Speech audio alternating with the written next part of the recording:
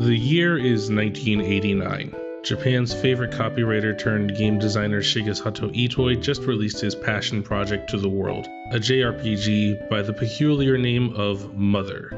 It wasn't a smash hit by any means, but the audience that received it well, demonstrating to Itoi that this crazy dream of his had the potential to become something huge.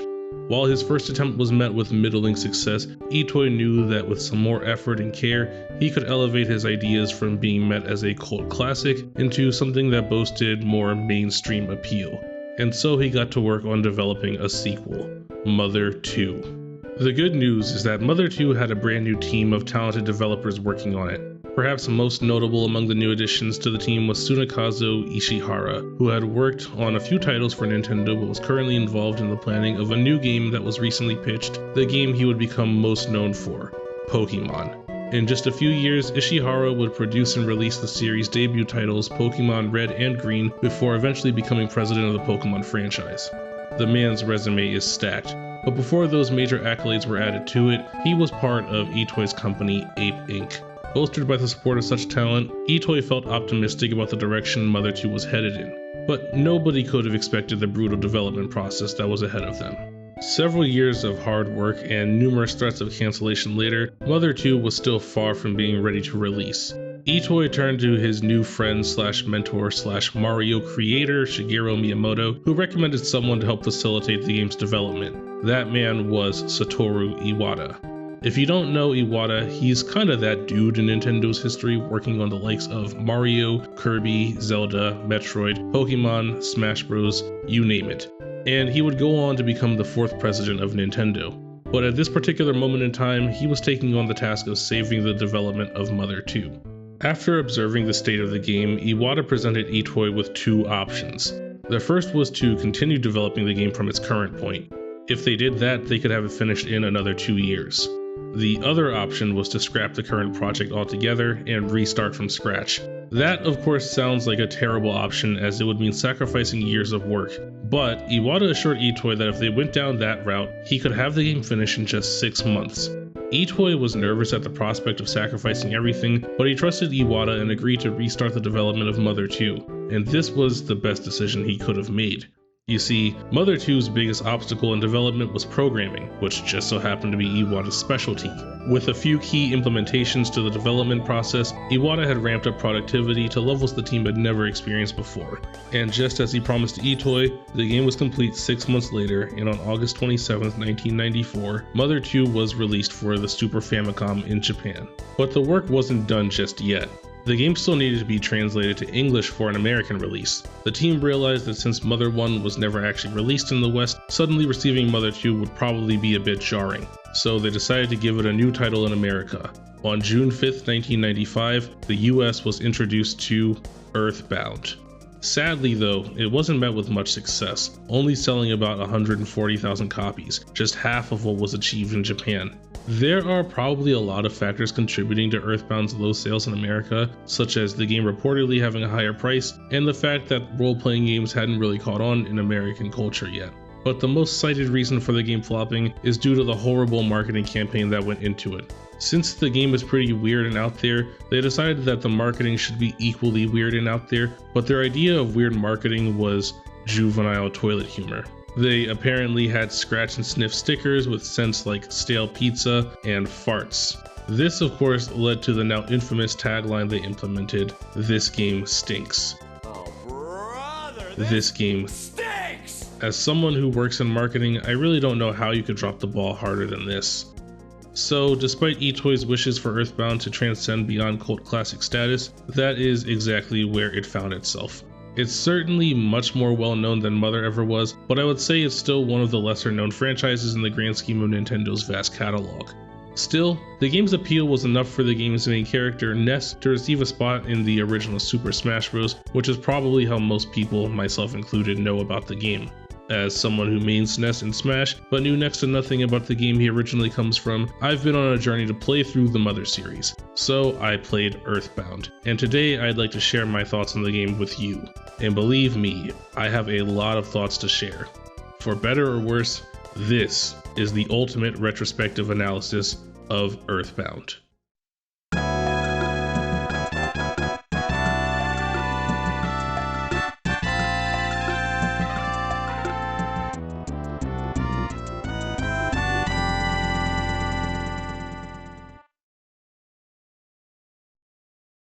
But first, let's establish a few ground rules, shall we? First off, I just want to clarify that this video is a loose sequel to my Mother retrospective video. By loose sequel, I mean that you don't exactly have to watch that video first to understand what I'm saying here, but I will be occasionally referencing my opinion on Mother 1, so if you want the full context of why I feel a certain way, I'd suggest giving that video a watch either before or after this one. Next, I want to give a disclaimer that while this video does contain a lot of factual information about things like the game's story and development process, most of what I intend to discuss will be opinion based. This is the story of my experience with the game. It's subjective. I really don't think I should even have to address this, but since I was called out in a comment on the Mother video for being a face spitter who wants art to conform to my standards rather than caring about other people's opinions, I'll just get this out of the way now. You might not agree with everything I have to say in this video, and that's perfectly fine. That's part of having an opinion, and I'd love to hear yours even if you disagree. And that brings me to the last thing I want to say. I'd like to be a little more upfront about my opinion now than I was in the Mother video. I like EarthBound. A lot even. I also find a lot of its aspects really annoying. I say this cautiously, knowing that EarthBound is beloved by mostly everyone who plays it. I don't want to mislead anyone into thinking that I'm going to frame this as a perfect game, but I do want to emphasize that I really like the game. Just because I can go in depth on the details I don't like about something doesn't mean I hate it. I think people are still under the impression that I hate Mother, despite me very clearly saying that I don't. I imagine people arrived at that conclusion because a lot of the video's runtime was dedicated to the game's flaws. So I just want to clarify my stance on things now.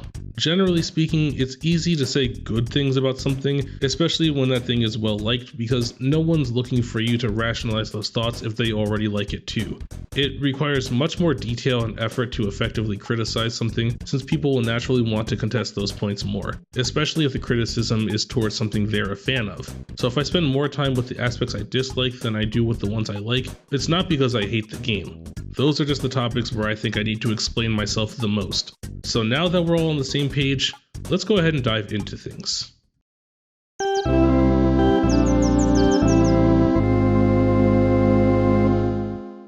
EarthBound is centered around 4 kids.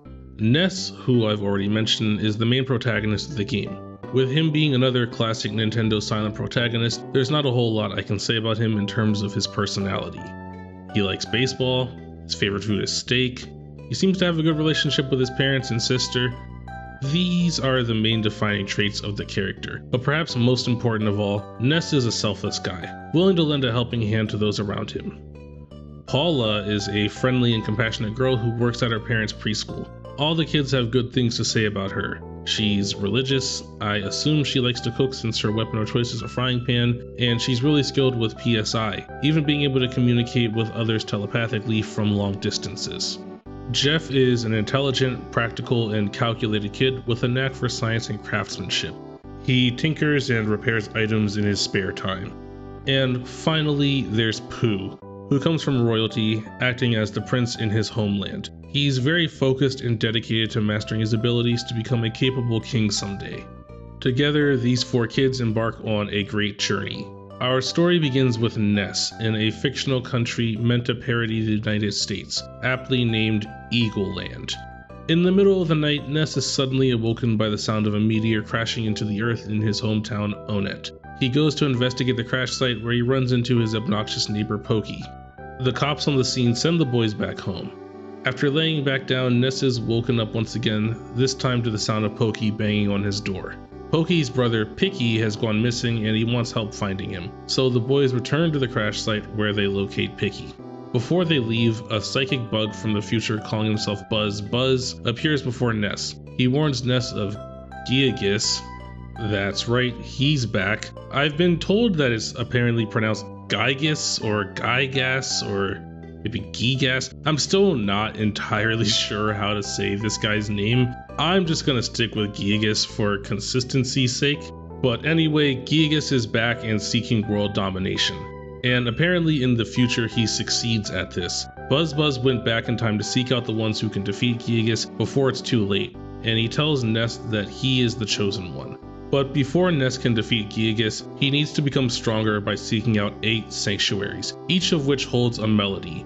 If he can record all melodies in the sound stone Buzz Buzz gives him, he'll become strong enough to fight against Gigas, but not alone. There are 3 others that Ness will encounter who will help him in this goal. Any guesses who? Pokey's mom mistakes Buzz Buzz for a bug and swats him, killing him on the spot.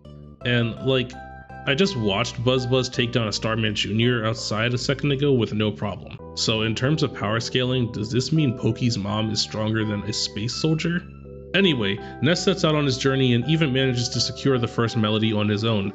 That night, he receives a telepathic message from Paula in his sleep to find her in the town of Tucson. But when he gets there, he discovers that she's been kidnapped and taken to Peaceful Rest Valley. By the time Ness arrives, he finds that all the citizens of Peaceful Rest Valley have joined, well, they sort of joined a cult. They renamed the town to Happy Happy Village, painted everything blue, attempted to convert everyone who steps foot in the town, and kidnapped Paula apparently to be a human sacrifice. Good lord, this game gets dark at times. Ness saves Paula and the two work together to take down the Happy Happy cult. It turns out their leader, a man named Carpainter, was under the strange influence of the Mani Mani statue, one of Gigas' artifacts. All of the cultists were being mind-controlled by the artifact and regret their behavior. All but one, Pokey, who reveals that he wasn't being controlled and unapologetically runs off before you can confront him. So the two kids secure the second melody and make their way to the town of Threed, which is infested by zombies and monsters. And what happens next is probably the most bizarre part of the game. Ness sees a scantily clad woman who lures him to a hotel room where it turns out she's actually a monster who throws Ness and Paula in prison. But was Ness being solicited by a prostitute here? I legitimately don't know what else this could be. Ness is 13 years old. Somebody needs to cancel this lady. So anyway, Paula telepathically reaches out to Jeff, saying that although they've never met, it's his destiny to join them to save the world, and they need his help. In the town of Winters, Jeff gears up and sets out on a journey to save Ness and Paula. On his way there, Jeff meets his estranged father, Dr. Andonuts, an esteemed scientist who lets Jeff use a UFO-like device named the Skyrunner to get to Threed quicker. With a crash landing, Jeff is able to save the kids, and the adventure continues. They save Threed from the zombies, secure a third melody, deal with more Pokey shenanigans in Fourside, go through the acid trip-inspired Moonside, make their way to the beach town of Summers, and take another acid trip? Meanwhile, in a faraway land named Dalam, the young Prince Pooh is undergoing Mew training, which is actually kind of horrifying. The screen goes black, this demonic face appears and begins asking if you're cool if he just breaks your bones, gouges out your eyes, deafens you, and steals your mind. And to complete the training, you just have to be like, yeah man, I guess that's cool.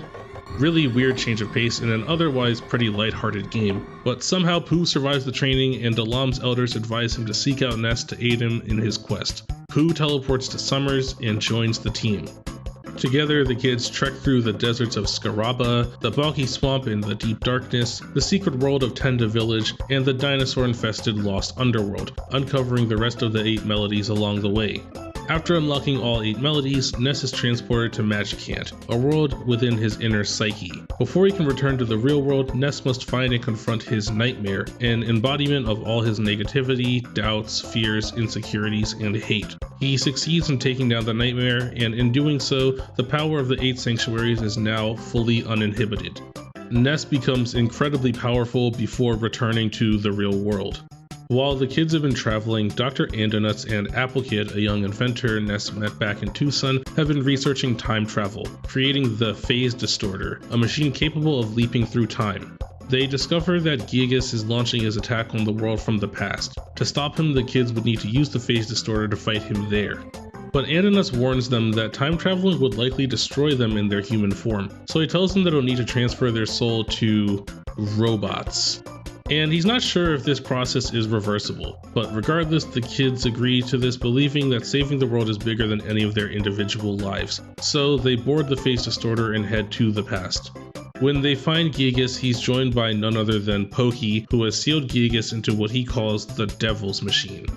Pokey explains that Gigas has become so powerful that his own power has destroyed his mind. Pokey is the one in control now, and he uses the Devil's Machine to restrain Gigas' power in order to have complete control. A showdown ensues and the kids defeat Pokey, but before he can be apprehended, Pokey turns off the machine, unleashing Gigas' full power. The kids are simply no match for Gigas. Under immense pressure, the kids are running out of options, so Paula begins to pray. And as she does, there's a flash to the present where some of the people the kids met on their journey suddenly feel an urge to pray for the kids as well. So they do. With each prayer coming in, Gigas is weakened more and more until the kids are able to gain an advantage. Sadly though, they run out of people who can pray for them. But wait. Earlier in the game you get a phone call from Jeff's friend Tony asking for the name of the player. That's when it's revealed that you, the actual player, have now joined in on the prayer, giving that last bit of strength the team needs to overpower Gigas. He is defeated, vanishing away along with the evil influence he had on the world. The kids' souls fade from their robot bodies and they successfully make it back to their human form in the present. With the world saved, the kids say their goodbyes and go their separate ways, each returning home. In a post-credit scene, Ness is woken up in the middle of the night, a callback to how this all started. This time, it's Pokey's brother Picky knocking on the door. He gives Ness a letter from Pokey which reads, "Come and get me, loser, spankety, spankety, spankety." That's right, Pokey is still on the loose, but this is where the story of EarthBound leaves off.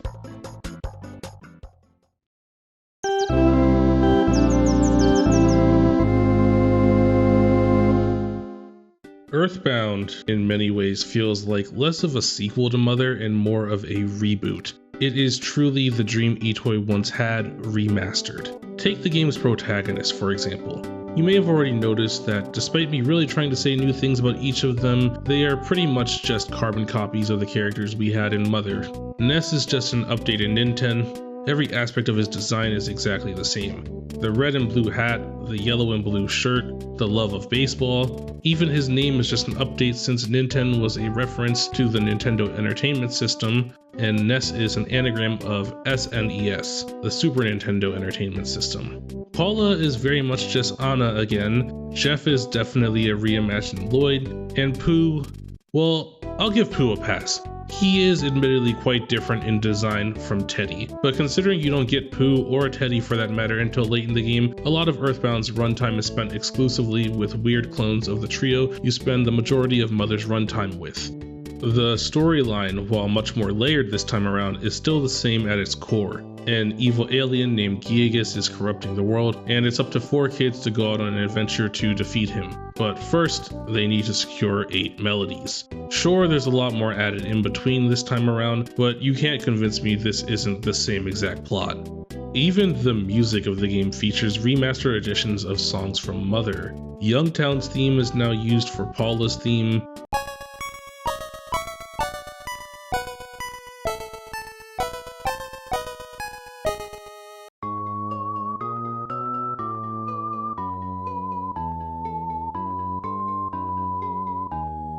Stepping into the Dusty Dunes desert and hearing the Yucca desert theme again only slightly triggered my fight or flight response.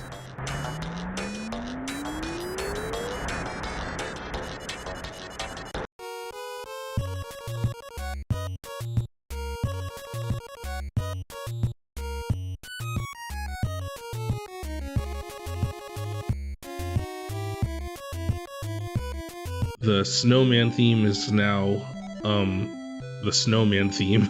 They don't even give it a new name despite Snowman, the town, existing only in Mother, not in EarthBound.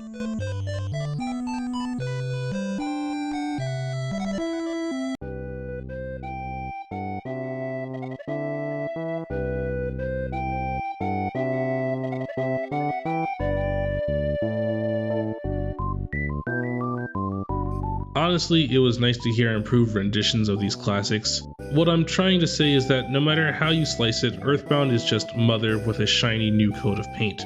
The question then becomes whether or not this should be viewed as a good thing. I find myself a little divided on this subject.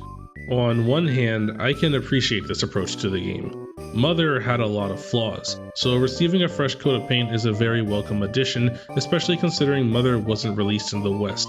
From that perspective, EarthBound serves as a way for people to experience elements of that original story in a much more accessible way.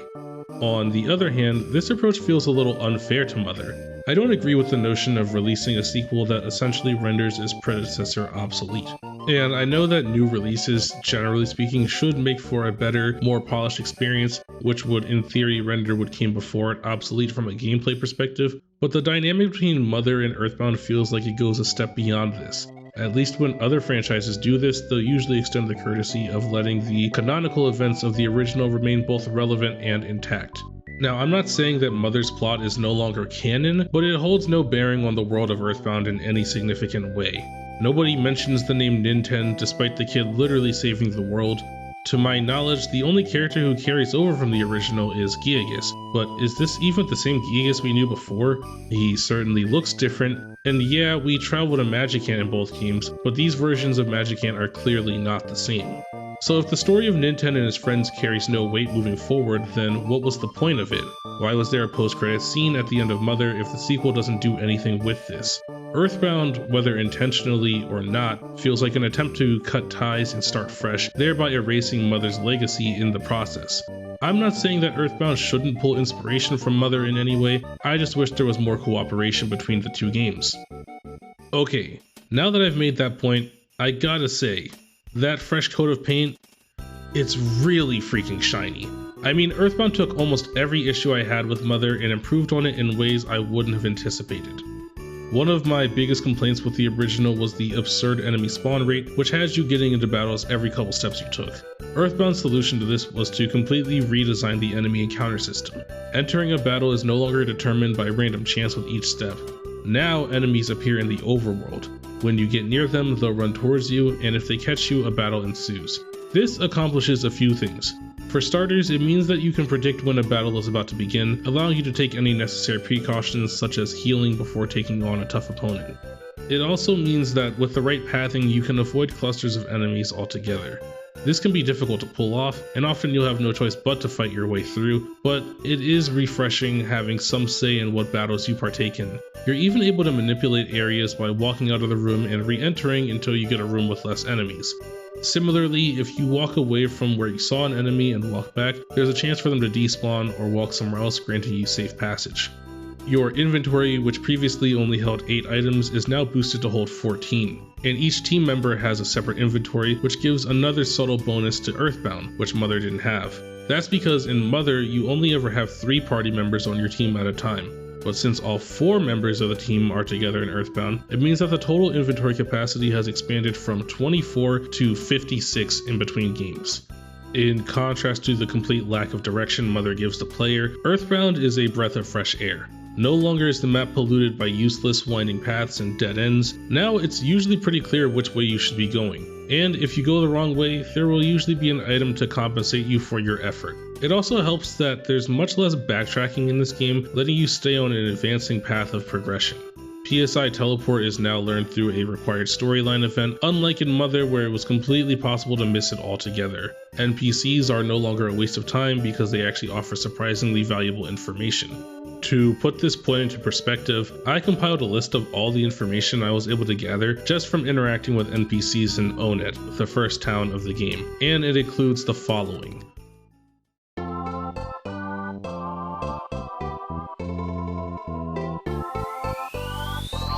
You are told that you need to equip a weapon in order to make use of it. This person tells you how to obtain a map. People mention that a group called the Sharks need to be dealt with. Someone even implies that dealing with the Sharks leader Frank could get you access to Giant Step, where the first melody is located. You're given directions on how to get to City Hall, where you of course need to go because, as another NPC points out, the mayor has a key to Giant Step. Someone mentions that a girl named Paula can be found at Polestar Preschool in Tucson to the south of your current location. You're told that if a party member dies, you can heal them at a hospital. If you need a weapon, you can buy it from the drugstore. ATMs and telephones, which are needed for money and saving the game respectively, are at hotels and stores. Someone says that you should call your mom sometimes, and while this isn't directly said, this is good advice because Ness gets homesick if you don't call mom every once in a while, making him worse in combat. If you take the opportunity to call your mom, she tells you that your sister Tracy started working for Escargot Express, an item delivery service, and for the rest of the game you're able to call to store or retrieve items. The police tell you to go to their station if you want to make progress after the first melody. If you have a status condition, you can visit a magic healer. Oh, you're not sure what status conditions are? This person tells you all about them. And all of this is just in the first city. I really can't emphasize just how much more useful NPC interactions are in this game. And unlike in Mother, it doesn't even feel like a chore to talk to them all because they have really entertaining dialogue. So even if you don't learn something from them, you still walk away glad that you took the time to talk with the NPCs. The main goal of this game is made clear within the first 5 minutes of gameplay when Buzz tells you to seek out the melodies to defeat Gigas. Compare that to Mother, where you don't learn you should be finding melodies until you've already likely passed a few of them. There are just so many improvements to keep you on the right track in this game, and if all of that still isn't enough for you, every town has a guy who will sell you hints for where to head next. And although I didn't reach a point where I felt like I needed to get one, I did buy one or two just to see how useful they are. And I gotta say, they do a good job of pointing you in the right direction. All in all, the much clearer sense of direction in this game was definitely something I appreciated. I was even able to beat the game without using a guide, which is not something I could say for Mother. There were a lot of advancements to how combat works to improve upon Mother's shortcomings as well. I think the biggest upgrade is the balancing of party members. Every member of the team is surprisingly well balanced this time around, which was such a pleasant surprise. Rather than there only being 1 or 2 really useful team members with a couple weak links that you have to drag around, every member of the team plays a vital role in combat with their own unique approach. Ness has the most HP by far, making him a tanky juggernaut for the team. He comes equipped with primarily support-based PSI abilities like paralysis. He also has access to life up and healing, which restores health and cures status ailments respectively. This makes him function as a support role for the team in some ways, but in a pinch he can also make use of his signature PSI ability, canonically known as PSI Rockin', though I chose to call it PSI Subs since they asked for your favorite thing. And PSI Subs does devastating damage to all enemies on the screen. He also dishes out pretty solid damage with his trusty bat, making him a solid all-rounder for the team. But the beauty of EarthBound is that while each party member has their strengths, they also have weaknesses to keep them in check. For Ness, it's certainly his speed. He's by far the slowest member of the team, which means he usually goes last in any given turn. Paula operates as a PSI-based powerhouse. She deals massive single target damage with moves like PSI Freeze and can attack entire rows of enemies at a relatively low PSI cost with PSI Fire. But her drawbacks are pretty clear. She has really low HP, so you'll need to keep her protected at all times. And on top of this, she has a very low damage output with physical attacks, meaning that proper PSI management will be important if you want to get the most out of Paula. I was really skeptical of Jeff heading into this game since his design and playstyle mirrors that of Lloyd from Mother, who was by far the weakest link in that game. But good lord, was I surprised at how valuable Jeff can be. His role is still relegated to being the item user, a concept I previously took issue with, but this game makes it work surprisingly well with a few key changes. For starters, the increased bag limit I mentioned before means that you won't run out of items nearly as quickly. That's a big buff for an item user, but an even bigger buff is that the items themselves do massive damage now. The multi-bottle rocket, a late game item Jeff has access to, is literally capable of one-shotting some boss fights. It's crazy. And on top of this, Jeff actually has pretty moderate damage output with his base attack, meaning that he's not useless without items now. But to keep him in check, there is of course the fact that you will eventually run out of items, and even though it takes longer for this to happen now, it is still something you'll have to work around. Jeff is also the only member of the team who doesn't have access to PSI abilities, meaning that his options are much more limited. They make up for this by giving him signature items he can use, but most of them are pretty useless in comparison to PSI abilities. You can even end up in circumstances where Jeff gets afflicted by the numb status condition. Usually getting hit by that means you can only use PSI abilities and not physical attacks, but in Jeff's case, being numb means you're essentially useless until somebody heals you. And finally, there's Pooh, who's kind of a jack of all trades for the team, acting as a flex option in your turn.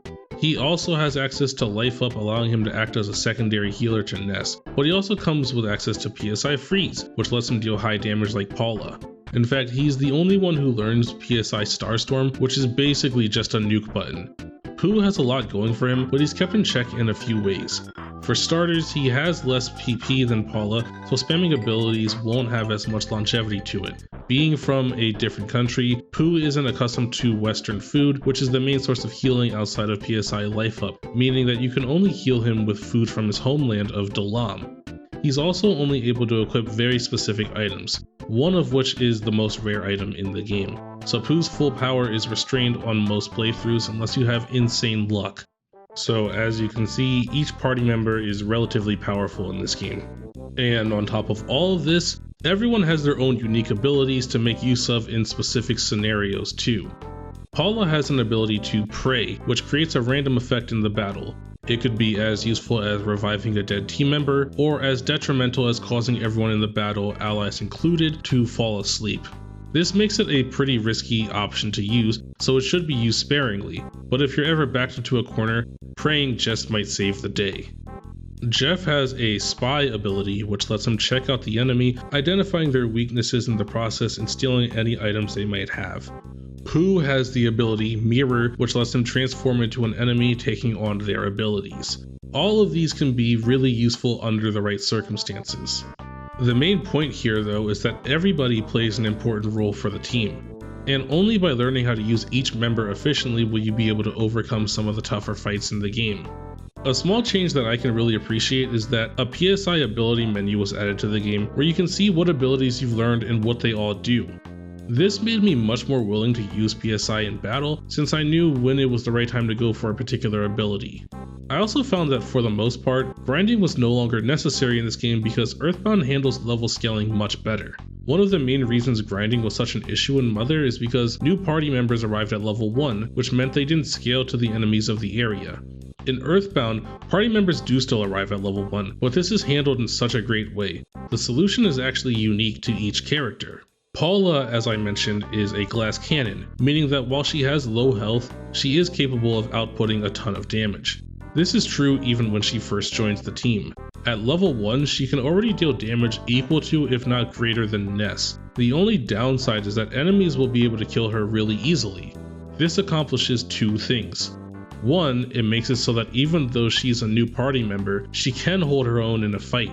And two, by making her defensively helpless, it conditions the player to adopt a playstyle based around protecting Paula at all costs. In other words, by introducing her at level 1, the game is introducing you to her role on the team, showing you that she can deal way more damage than she should be able to, but you'll always need to protect her in battle. Jeff, as I mentioned before, joins the team by leaving the town of Winters and traveling to rescue Ness and Paula.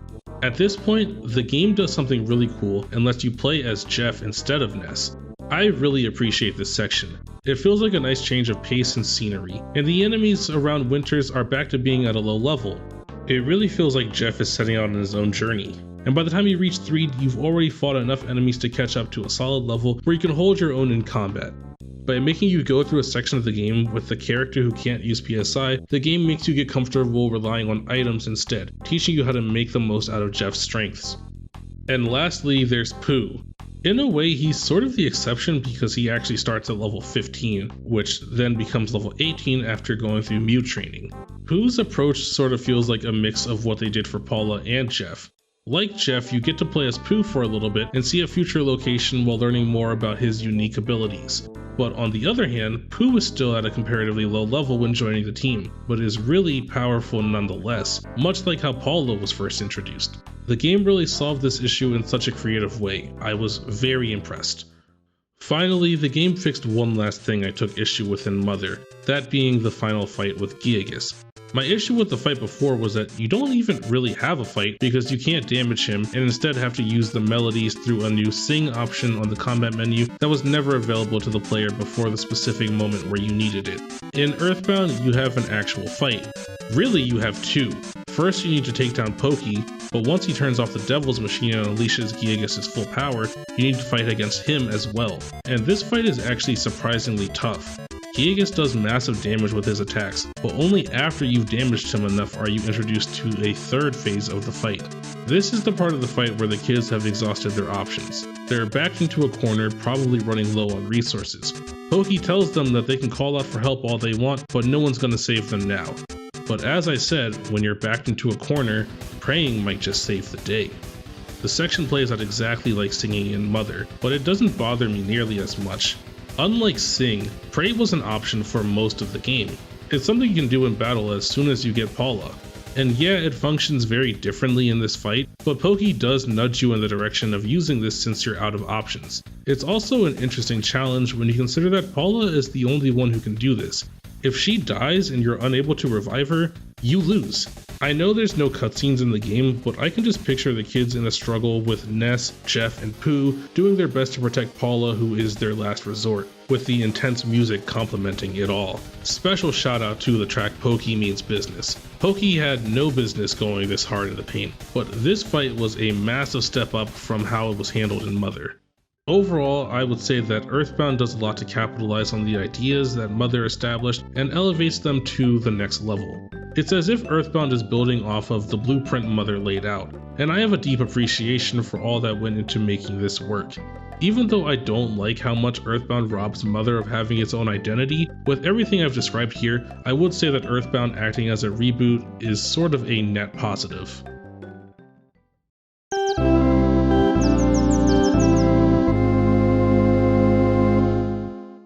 While much of my praise for EarthBound stems from its ability to capitalize on Mother's shortcomings, the game also does a lot on its own that I can really appreciate. For a game that released in the 90s, EarthBound presents a world that really feels alive. A large reason for this is thanks to the use of atmospheric sound design paired with a plethora of NPCs who all have unique bits of dialogue to offer.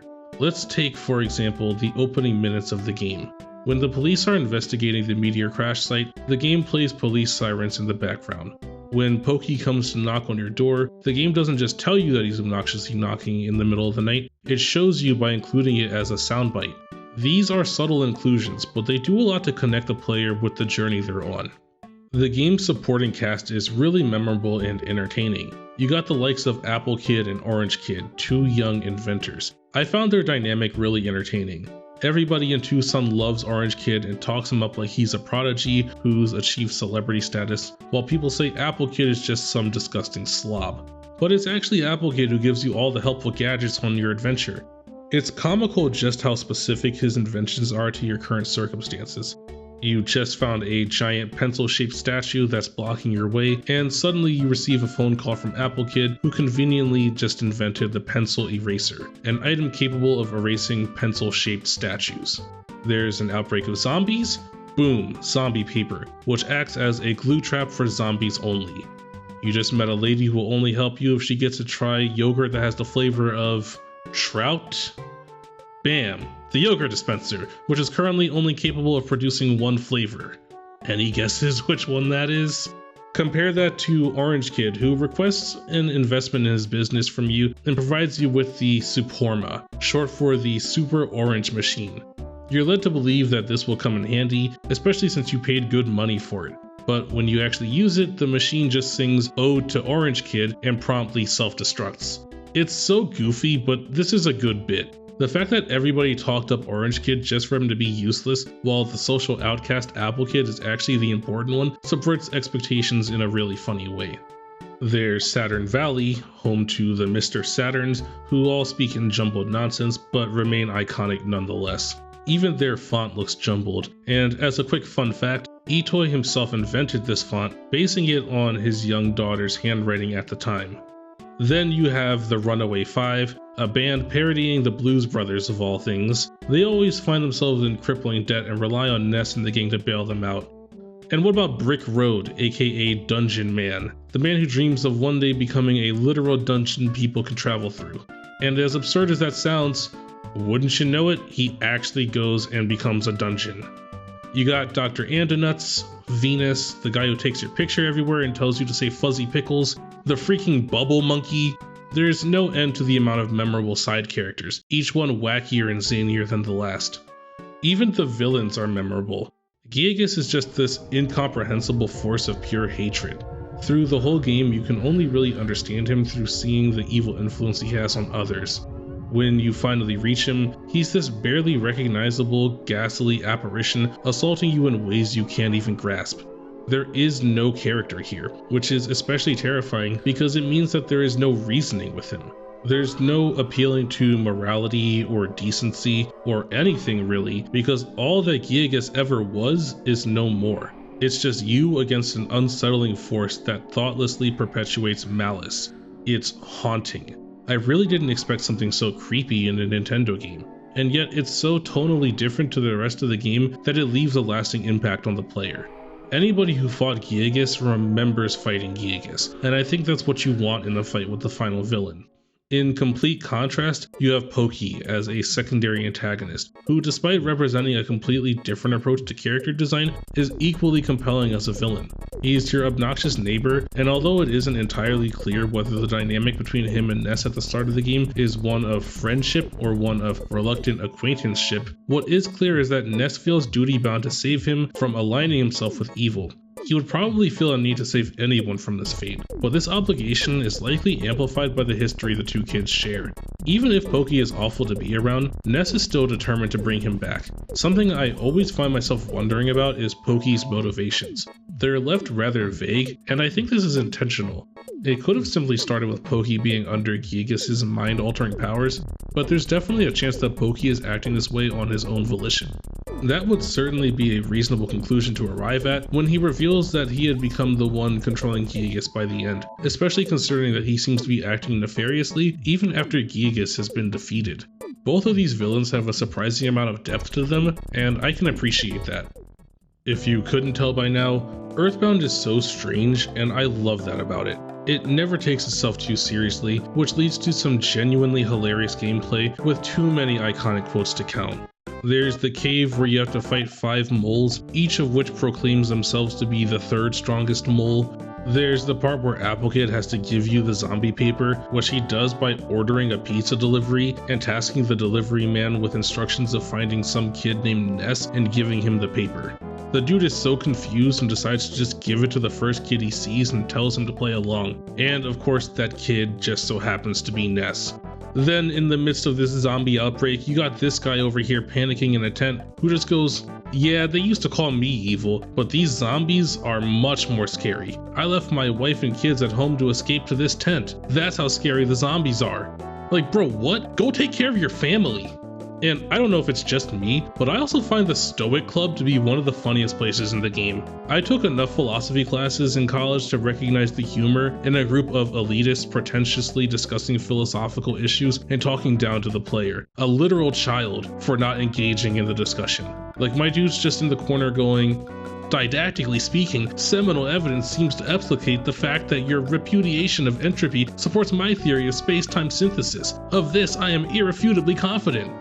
And I'm telling you, these people exist, okay? People like this are real. I had at least one person like this guy in every single philosophy class I ever took. Meanwhile, the person next to him is just like, "Yeah, capitalism's definitely gonna fail." I have no idea why this is in a Nintendo game, but it's so funny to me, especially considering this game came out like right at the end of the Cold War. EarthBound frames its gameplay as though it's a puzzle waiting to be solved. Traveling throughout the overworld requires you to solve situations as they arise by completing certain tasks or obtaining items required to bypass the obstacle.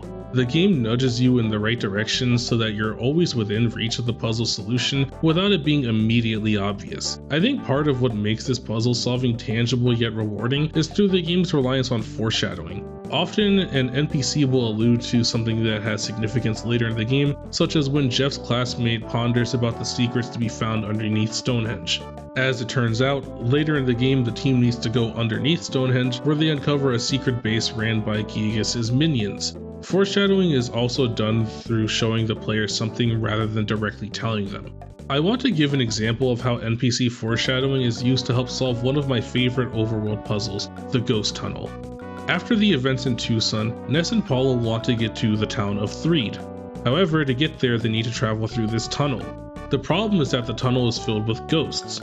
You're told that the ghosts, while troublesome, will leave you alone if there's a loud sound to distract them. On my first playthrough, my mind immediately went to the Soundstone. If we enter the ghost tunnel and play out 2 melodies on the Soundstone, this would make the ghost leave us alone. Unfortunately, this didn't work, but I would soon hatch up another scheme: hatching an egg. If you carried an egg in your inventory for too long, the egg would hatch into a chick, and while you travel through the overworld with a chick, you can hear a chirping sound. I thought that maybe if I entered the ghost tunnel with a chirping bird, this might keep the ghosts away. Of course, this plan didn't work out either. These were puzzle solutions I had thought of before realizing just how important NPC dialogue is in this game. So let's talk about how you're actually supposed to clear the ghost tunnel. By talking to people around town, you learn about the Runaway Five, who, as I mentioned, find themselves in crippling debt. As such, they're not allowed to leave the town's performance hall until they've paid off their debt. They're stuck performing there until they've raised enough money to leave. By completing the storyline events in Tucson, you meet Everdread, who rewards your efforts with a wad of cash. This reward is particularly jarring because the cash is an actual item in your bag rather than your in-game currency being increased. Seeing this, you might think that the wad of cash should be used for something, and sure enough, if you go to the performance hall, the cash can be given to the owner to pay off the debt of the Runaway Five. The Runaway Five just so happen to have a tour bus, and being musicians, it's a pretty rowdy bus. To pay you back, they offer to drive you through the ghost tunnel because the sounds of a band's tour bus would be loud enough to keep the ghosts away. Gameplay like this is satisfying because it lets you think creatively about what to do next. You can come up with your own ideas, such as making use of the soundstone or the egg, but the real solution only becomes clear if you take the time to explore the world around you. Puzzle solving isn't just limited to overworld events though. I would argue that combat scenarios can also be seen as puzzles in their own way. Brute forcing your way through fights is always an option, but you'll find that implementing certain strategies can make enemy encounters much easier to handle. At the beginning of the game, we see Buzz deploy a PSI shield Epsilon against a Starman Jr. So when you fight Starman opponents later in the game, you might remember that PSI shields are particularly good at mitigating their damage. In fact, using PSI shield Omega will fire their devastating attacks such as Starstorm right back at them. This is an example of the game rewarding the player for utilizing prior knowledge to solve an enemy's weakness. However, you may also be rewarded for implementing a strategy you came up with on your own. In the second Guardian fight, for example, you can use PSI Paralysis. Since the mole doesn't fight with any PSI attacks of its own, it will be completely unable to hurt you. Better yet, when you defeat the tent boss in Threed, you receive a jar of fly honey. As you're setting out to confront one of Giacus' henchmen, Master Belch, some people mention that he loves fly honey. If you remember this and decide to use it during your fight with him, Belch will be so distracted by the fly honey that he won't be able to fight back. Each boss fight is unique and requires different strategies to get through. One of my favorites is the 8th Guardian, where the gimmick is that there are no crazy gimmicks. This is a test to see if you're able to utilize each of the 4 party members to their fullest potential. The Carbon Dog deals devastating damage with its attacks and has a pretty large amount of health, but through careful coordination and teamwork it can be defeated. At which point it transforms into the Diamond Dog, which has a ton of health and no real weaknesses to exploit. His attacks can diamondize a player, which is a status condition that essentially acts as though the party member is dead. He also has an attack that has a chance to literally kill party members it hits. This fight is challenging because it requires you to formulate a strategy to take down an opponent with unmatched offensive and defensive capabilities. Every major boss fight acts as a puzzle, requiring you to think creatively about how to solve it. Much like its prequel, EarthBound is full of charm around every corner. I mean, the pop culture references alone provide for a unique experience with the likes of the Blues Brothers, Charlie Brown, the Loch Ness Monster, and so much more being referenced here. The game of course includes a lot of wholesome moments too, such as seeing the Bubble Monkey find true love, or helping the residents of Tenda Village overcome their shyness. And the ending of the game is very sweet. You can revisit all the characters you met on your journey to see the updated dialogue once the world's been saved. Everyone appears on the screen one last time before the credits roll to remind you of the friends you made on your journey. Mr. Fuzzy Pickle's photo album rolling in the credits was also a nice touch. This game has so many great aspects to it. I mean, there really isn't anything quite like EarthBound, especially not at the time of its release. And I think it's really clear why so many people love the game, why almost everyone who plays it sings its praises. It's not often that you hear criticism of EarthBound, but believe me, for all the fantastic things I could say about this game, there's just as many negative things I could say, because unfortunately, all these elements I've described that lift EarthBound up are held back by a handful of undesirable components.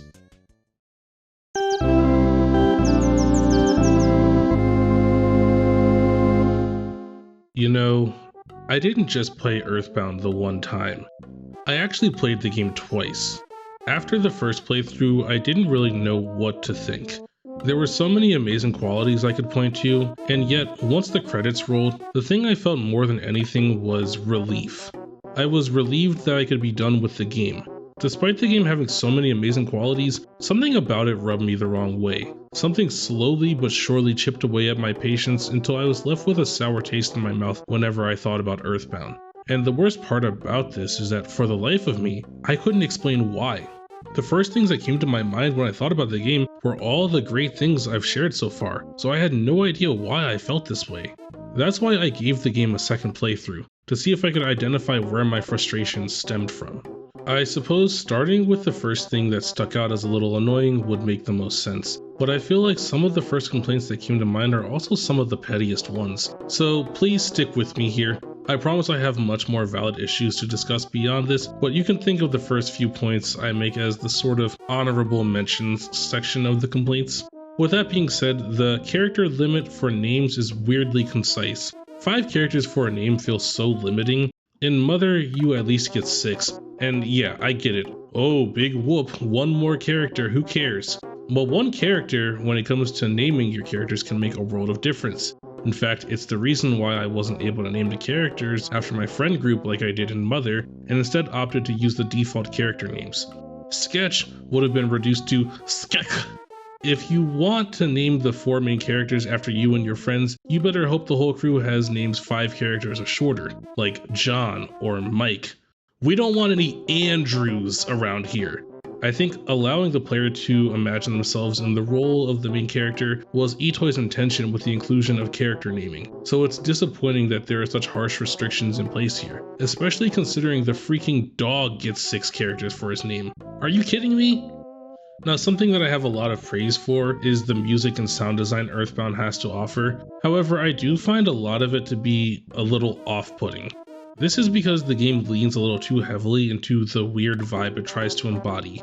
I'll give it points for staying thematically consistent, and I even think the weird sounds the game goes for can be fun at times, but the constant array of bizarre noises can get to be a bit grating at times.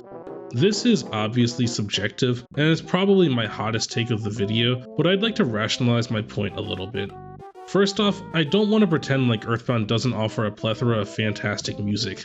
Own It theme, Snowman, Summers, Winters, Venus Live, Your Name Please. There are so many great songs I often find myself revisiting from this game's soundtrack. My issue though is that these fantastic tracks are often interrupted by songs that are unsettling. And they're unsettling by design, I recognize that. I don't want anyone to think that I missed the point here. I know they're supposed to be weird. I guess my issue is that these weird tracks happen far too often, and if everything is weird, then nothing's really weird, thus ruining the effect they're going for here. To illustrate this point, let's talk about battle themes. I am not exaggerating when I say that at least 95% of the battles you participate in will be set to an assortment of rhythmic, futuristic sci-fi beeps and boops. Sometimes it sounds cool, but when every battle sounds like this, it starts to lose its effect. Let's quickly revisit Mother's battle themes for a relevant comparison. Battle with a dangerous foe is appropriately tense while remaining pretty catchy.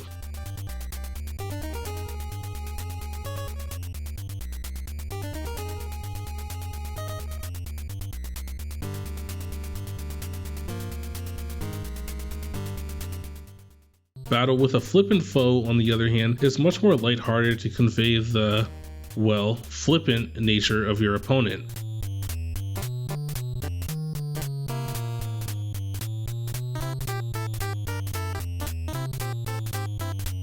And both of these themes are musical enough to act as a catchy tune that's enjoyable to revisit.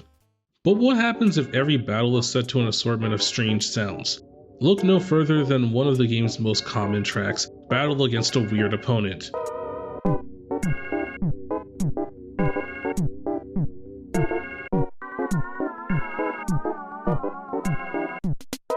Can the song be catchy? Absolutely. But does it work as a battle theme for half of the game's fights? Not really. And yeah, I know the song's called Battle Against a Weird Opponent. Of course it's going to sound weird. Well, what about Battle Against a Machine? Maybe that will sound a little more pleasing to the ear.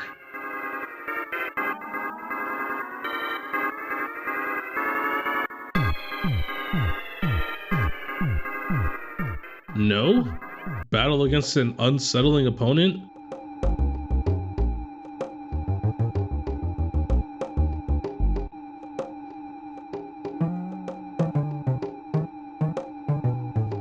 Okay, but battle against a mobile opponent for sure, right?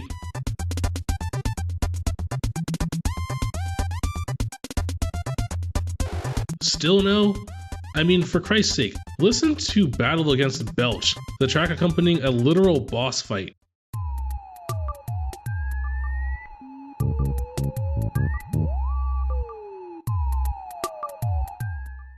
Yes, hello. I was wondering if you could play that song again. Which one, man? The one that goes beep boop bop, beep bop, beep beep boop bop, boop beep boop bop, beep bop, beep bop boop bop, beep. No, man, you're thinking of beep boop boop bop, beep boop boop. I know the music is weird by design. Heck, this is the game that gave us Sanctuary Guardian, the song memes will use for whenever something weird happens.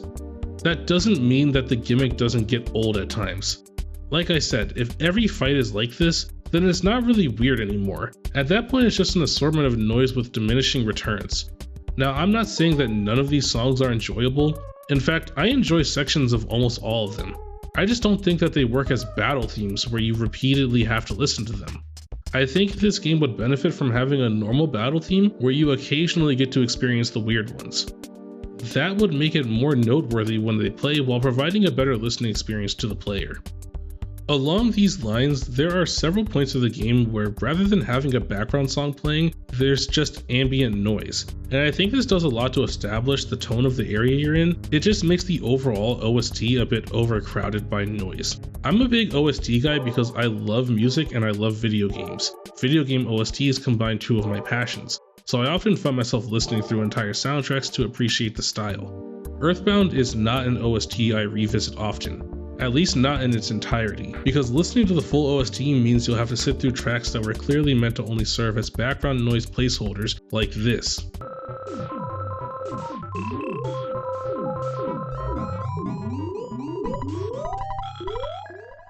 But like I said, I recognize that this is probably a hot take, and it's probably just my opinion, so I'll go ahead and move on to my next point. Is it just me, or is there something a little off about the dynamic of the main characters? Don't get me wrong, they all work fine as individual characters, but it's just kinda hard to believe they're really friends. I guess I can suspend my disbelief for Ness and Paula's friendship, even though their foundation isn't the sturdiest. Ness being a silent protagonist obviously doesn't have any meaningful dialogue to exchange with her, but we do see him save Paula on a couple occasions, and we even see them walk home together at the end of the game. So I can fill in some gaps to give them a bit of leeway here. But where I draw the line is when several characters suddenly start implying that they're dating now apparently. When did this happen? There's like no indication of any romance forming here until Jeff's just like, well, I'll see you guys at the wedding. Like, dude, what?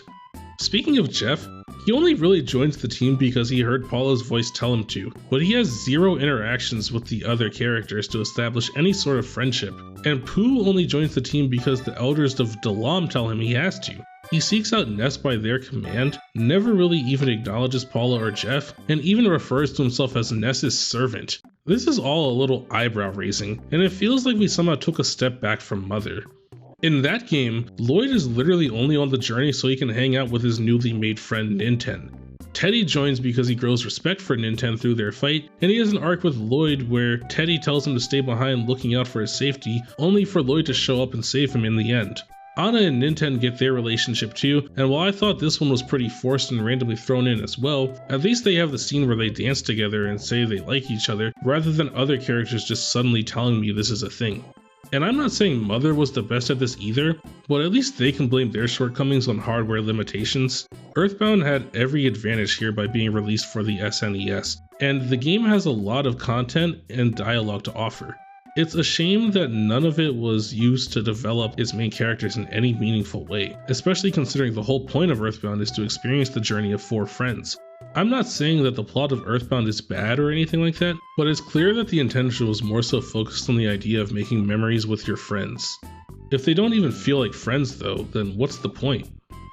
Now, the points I've made so far have all been a little more on the broad and subjective side, because none of these are major issues for me, but I still felt like they were worth addressing.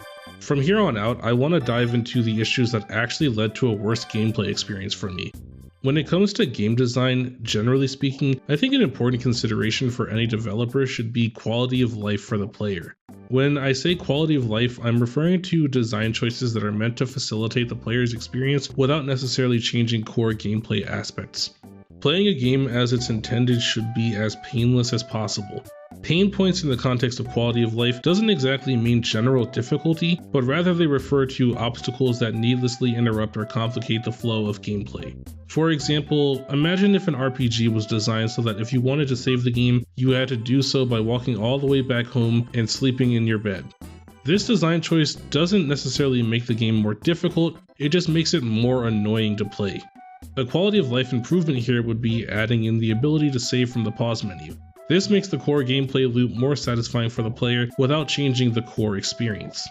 With that context in mind, I feel like EarthBound suffers from issues that could have been solved if quality of life for the player was kept a little more central to the design process. This is admittedly pretty nitpicky, but the first example that comes to mind here is the interaction menu, which I find to be pretty annoying. Having to open the menu and then select Talk to interact with NPCs feels like one step too many. I recognize this is probably due to button limitations on the SNES, which is fair. I just found it a tad bit off-putting that there still isn't a button used specifically for interactions. But an issue that was even more annoying to me is the way they handled healing. Outside of items and PSI abilities, the way you heal is through using a hotel or a hospital. The issue is that there is no facility that solves all of your problems at once. Hotels will restore your health and PSI, but if you have a status condition, you'll need to go to a hospital for that. But hospitals can't solve all status conditions. For the ones that they can't cure, like being mushroomized, diamondized, numb, or possessed, you gotta go to these healers. Suppose Ness is low on PP, Paula is poisoned, and Jeff is numb. This is a critical situation. Since Ness is low on PP, he doesn't have access to PSI healing. Since Paula is poisoned, her low HP is rapidly ticking down. And since Jeff is numb, he is literally unable to contribute to battles. In situations like this, it would be really convenient if you could retreat to the previous town and go to a safe place to heal this all at once. Instead, you'll have to go to a hotel for Ness to replenish his PP, go to a hospital to cure Paula's poison, and visit a healer to cure Jeff's numbness. And on top of all of that, each of these services cost money. And it's not like hotels are always right next to hospitals either. Sometimes they're on different sides of town, which means you'll have to walk all over the place just to get back to being healthy. This is needlessly complicated, and it only serves to draw out the process of healing your team. Another area where quality of life improvements are sorely needed is in inventory management. Despite the amount of inventory slots being increased, I did still find inventory space to feel very limited in this game, especially early on when you have less party members. Once Pooh joins the team, this isn't as much of an issue, but that early game is brutal. I think a large reason for this is because the game treats your extra inventory space as an excuse to introduce a lot more key items which you're required to hold onto. By expecting the player to carry a lot more, the game imposes a lot of restrictions. For example, in Tucson, mind you, this is only the second town of the game. The key items you'll need to have on you include the map, the ATM card, the soundstone, the receiver phone, the pencil eraser, and although it's optional, I'm going to include the bike here because you might not realize it's optional at first. That's 6 key items at a point in the game where you still only have Ness as the sole party member.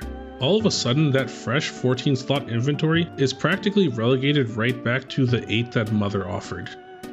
Inventory management will take up much more time than desired, and you'll often find yourself going through the rather clunky process of shifting items between party members to free up space for specific characters.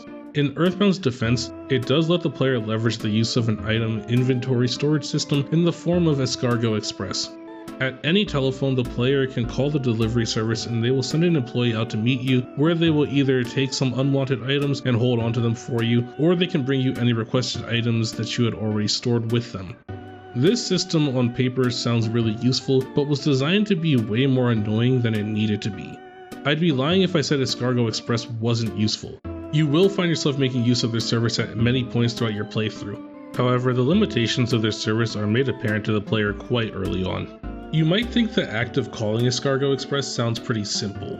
Find a telephone, give them a call, and store or retrieve any items you want. But in reality, you'll also have to walk around twiddling your thumbs for a little while before the delivery man arrives. This issue is compounded by the fact that you can't store items and pick up items in the same call. So if you wanted to do both, then you'll have to go back to the telephone, place another call, and walk around some more for another delivery man. On top of that, there's the limit on how many items you can move at once. That limit is a whopping 3 items. So if you had any more than that, somebody's going to be placing another call to Escargo Express. You also have to pay every single time you call them. This really isn't a big deal. I was hardly ever pressed for money in this game. It just feels bad forking over your hard-earned cash because you had to call Escargo Express 3 times for something that really should have been achievable in 1 transaction. Every now and then you'll come across a broken item. Broken items tie into an item repair system that is unique to Jeff. Every time the party sleeps, Jeff has a chance to repair the broken item and create a usable item out of it, provided he has the IQ stat required for it. For example, with an IQ stat of 10, a broken iron can be repaired and turned into the Slime Generator, a multi-use item Jeff can fire at enemies to stop them from moving. I actually really like the idea of tying Jeff's interests and hobbies into the gameplay in this way, and this can give you really useful items such as new weapons for Jeff to equip in battle. However, Jeff's item repair system ultimately falls flat and serves to annoy me, mainly because most of the items you receive through this process are bad or unreliable, or both. They often fail on enemies or miss the target to the point where you're better off doing almost anything else with your turn. If the item isn't going to be useful when it's fixed, then why did I just carry it around for so long as a functionless broken item in my limited inventory for so long? You basically have to carry around useless garbage until Jeff fixes it, only to find that it's still mostly useless garbage. And for that matter, why can't I sell the item if I don't like it? I can sort of understand why you can't sell broken items, because what store would want them, and from a gameplay perspective, maybe they wanted to make sure you know what it is before selling it. But once the item is fixed and I know what it does, why do I still have to keep it? I guess you can always call Escargo Express to hold on to it, but that could take all day. Who has time to call them? There's one more item-related quality of life issue I wanted to talk about, and this one isn't a major issue because it only happens at one specific part of the playthrough, but the Tenda Village item shop is simply unacceptable to me in its implementation.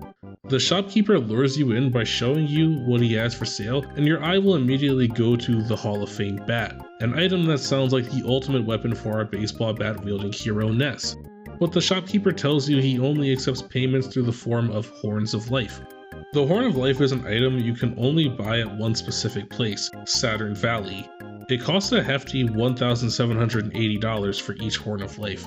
But for a Hall of Fame baseball bat, that sounds worth it. So the logical thing to do would be to travel back there, buy a Horn of Life, bring it to Tenda Village, and exchange it for a Hall of Fame bat. But doing so doesn't result in what you might think. After handing over the Horn of Life, you're given the item at the top of the shop's inventory list because for whatever godforsaken reason, they decided that rather than buying what you want, you have to buy each individual item in listed order before being able to buy the next. That means that if you want the Hall of Fame bat, you better be prepared to buy 7 Horns of Life. That's $12,460, and you'll more than likely have to clear up some inventory space to carry them all back. But if you choose to go through with this, you are rewarded with the Hall of Fame bat you desired. It's everything you ever dreamed of, the ultimate weapon for Ness. That is, until literally 15 minutes of gameplay later when you reach the shop of the Underworld, which just so happens to sell the ultimate bat, a weapon that renders the Hall of Fame bat obsolete in every imaginable way. And this bat only costs $2,298, like a sixth of what you just paid for to get the 7 Horns of Life. This part is such a scam, and you have to waste so much time to even do it, clearing out your inventory, going to Saturn Valley, buying the Horn of Life, returning to Tenda Village, and individually buying each single item. You could probably get to the ultimate bat in the same amount of time you spent obtaining the Hall of Fame bat. Like I said, this is a one-time issue in the game's run, but it fills me with so much rage that I had to address it here. A good amount of quality of life issues in EarthBound can be tied back to instances I would classify as geographical oddities. If I mention geographical oddities, I'm referring to any weirdly inconvenient decisions or oversights in regards to world design. For example, Happy Village doesn't have a hospital. So if you need to use a hospital, you'll have to backtrack all the way to Tucson, take care of it there, and then journey all the way back to Happy Village. This is incredibly disruptive as it's not a very pleasant trip in between these towns. There are a lot of enemies, some of which are pretty threatening, especially when you first add Paula to the team. At this point, most hits from enemies are capable of killing her, and guess where you have to go if she dies? That's right, back to the hospital in Tucson. Geographical oddities like this can be found all over this game. Another one that sticks out as noticeably bad is when you have to go through the desert mine. The problem is that, again, there's no hospital nearby. You better hope you don't need the hospital like I did, because if you do, well, safe travels on your upcoming road trip. You'll have to make the trek all the way back to Forsyth to heal up. And when you're ready to go back, you'll take another long journey into the middle of the desert, hoping you don't get attacked along the way, because to be ambushed on the way means you risk having to stop your progress and retreat to Forsyth again. And well, you better wish for better luck next time, otherwise this cycle will continue. Think I'm exaggerating?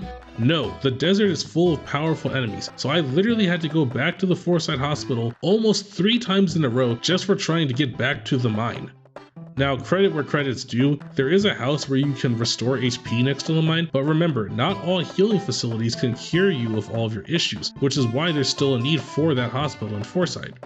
The mine itself also provides a bit of a challenge with its enemies. In addition to countless smaller enemies, there are the 5 moles I mentioned earlier, who all act as mini boss fights. There's nowhere to heal inside the mine. Chances are you're going to run low on PP at some point, so you'll want to conserve healing PSI. And due to inventory limitations, you can't stock up on too many healing items. Backtracking to exit the cave isn't easy because it's a pretty large maze-like cavern. So the game throws a solution to the player, but it's a solution I very much disagree with: the exit mouse. To provide context on my issue with the exit mouse, let's backtrack all the way back to Onet. As Ness is leaving town to head to Tucson, you might spot this house tucked off to the side. Entering it, you'll meet this family of mice. The father says that you should take his son along on your journey. He's an exit mouse who can be used to take the player to the entrance of any dungeon they're currently in. So you take the exit mouse, but the problem is that the exit mouse is added to your inventory. It's an item, and there's not really ever a good opportunity to use it. At this point in the game, there aren't really any complex dungeons to get through, and I don't like wasting items when I don't need them, so the exit mouse ends up taking up inventory space. What do you do when you have unwanted items in your inventory? You give it to these guys to hold on for you, and that's exactly what I did on both of my playthroughs. Fast forward back to the desert mine. We're having trouble healing, and to escape this mine would be really difficult with all the enemies everywhere. But would you look at that? A conveniently placed family of mice. The solution to all of our problems is here. But wait, you're told that you already have an exit mouse in your possession, so you can't take another one. You can only ever have one exit mouse checked out at a time, and ours is currently sitting somewhere in an Escargot Express warehouse. I don't know why EarthBound has such an inconvenient approach to an escape item when Mother already had a good approach with the bread item, which could be eaten to heal in battle or could be broken anywhere to create a trail of breadcrumbs the player could travel to.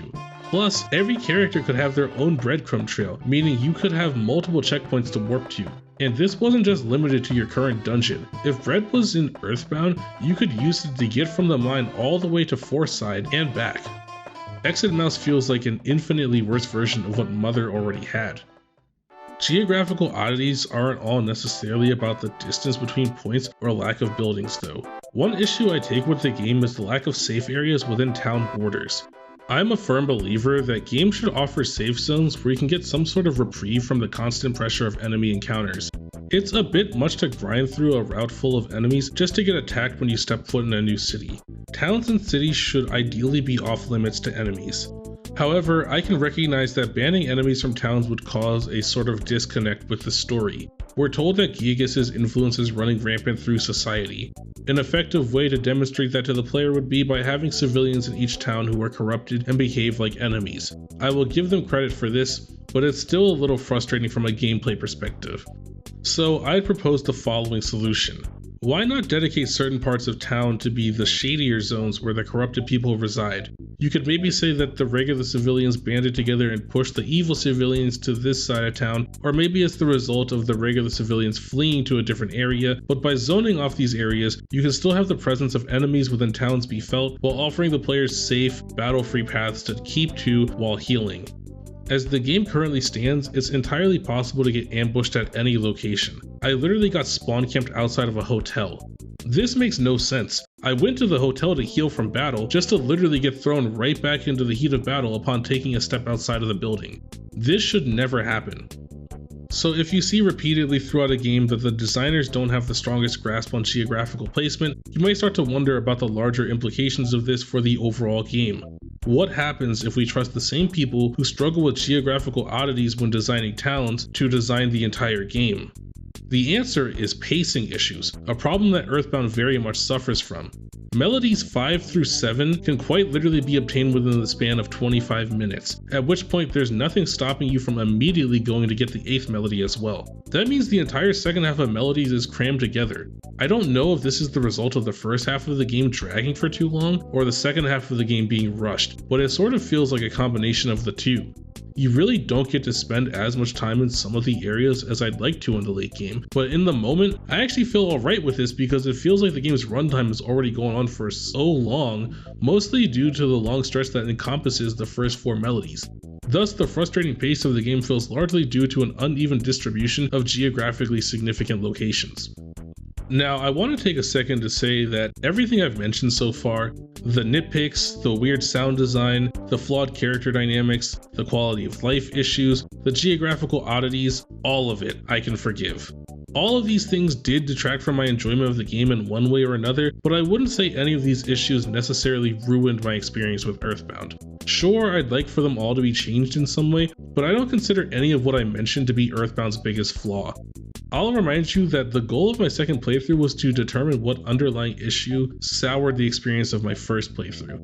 And now I can confidently say that the biggest issue with EarthBound, the reason I hesitate to start new playthroughs, is the combat system. Combat almost single-handedly ruined my experience with EarthBound. I really don't know how they managed to get it this wrong, because while Mother's combat system was far from perfect, it wasn't the worst thing in the world. It had its issues such as a lack of explanation on what PSI abilities did, or the repetitive nature of battles mostly due to an overtuned enemy spawn rate, but the fights themselves were relatively inoffensive. With EarthBound though, the combat feels dreadful. It does follow the same formula Mother established. It's turn-based combat where each party member has a different skill set to make use of with multiple enemies to target at a time. You still go through and select what each character will do at the top of each turn and select which enemy, or in the case of buffing abilities and items, which ally they'll target that turn. The way it all carries over from the first game feels like the natural next step. From a broad overview, I have no issue with its implementation. However, it's the specific details of combat that rub me the wrong way. The new encounter system, which features enemies in the overworld, is a plus, but sneaking up on your opponent to land a sneak attack is a task that feels next to impossible to pull off. Half the time you do manage to land a sneak attack, it'll be an accidental occurrence. Enemies are considerably faster than you are, meaning that as you're trying to sneak up on them, they'll just turn on a dime and attack you head on. And worse yet, entering into an enemy's range will cause them to make a beeline in your direction. If you try to run away, they'll immediately catch up to you and sneak attack you instead, a fate you'll find happens far more often than the reverse. There is no escaping them because they're simply too fast.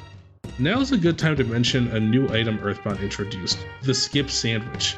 Eating one in the overworld will boost the speed of your party, allowing you to run quicker than before. I suppose you could use a skip sandwich to have a higher chance of sneak attacking an enemy, but what's the point of that? There's still no guarantee you'd pull it off, and at that point I don't even think you're using the item correctly. Instead, the skip sandwich is intended to be an item you can use to avoid combat, not initiate it. And in terms of combat avoidance, it's pretty lackluster at that too. Theoretically, if you eat the sandwich, you can run faster than enemies and get past them, right? That's the idea, at least. The problem though is that often you'll find situations where an enemy is standing in a narrow path where it doesn't matter how fast you are. To get past them, you have to go through them. In these situations, there's nothing a skip sandwich can do to help you avoid this fight. You just have to do it. But suppose you manage to run past an enemy. The effects of a skip sandwich last a measly 10 seconds, or 20 seconds if it was a skip sandwich DX, before wearing off. So for 10 to 20 seconds, you have an easier time of avoiding enemies provided there aren't narrow paths, and you don't accidentally walk into one with your newfound speed. Does this sound like an upgrade? Not really. I'll remind you that in Mother, a game that suffered from enemy encounters, you at least had the opportunity to stock up on repel rings to limit this issue by preventing enemy encounters altogether for a certain amount of steps. No such item exists in EarthBound. You get the skip sandwich and that's it. Since the skip sandwich isn't the most useful for avoiding combat, you probably won't find yourself buying very many. This means that you are essentially left with no reliable method of reducing enemy encounters. Every single area you go to, the experience will be endlessly charging forward through battle after battle until you find yourself wondering, wasn't this new approach meant to cut down on how many battles you engage in?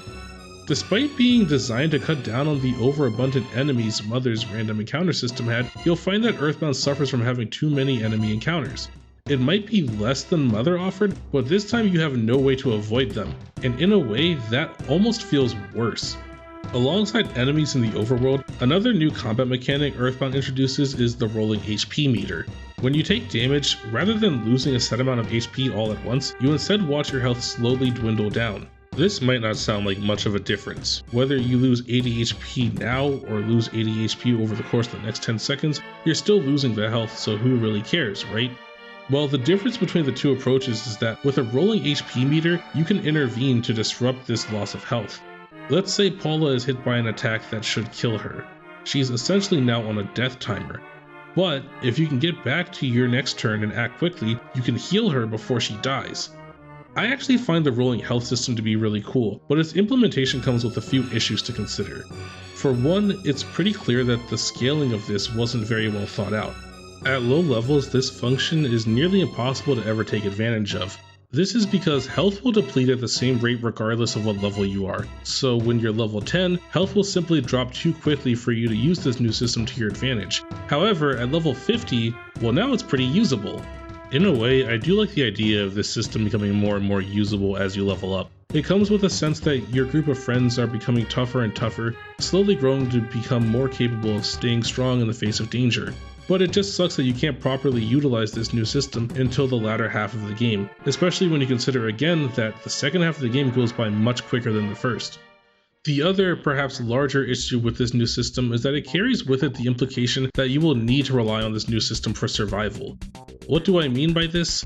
Well, if you have the ability to heal yourself while your health is draining, the game will need to throw hurdles your way to test your ability to utilize this properly. The problem is that these tests are never fun to play around. It essentially means that difficulty will often be unbalanced for the sake of encouraging users to do the cool thing where you heal right before dying.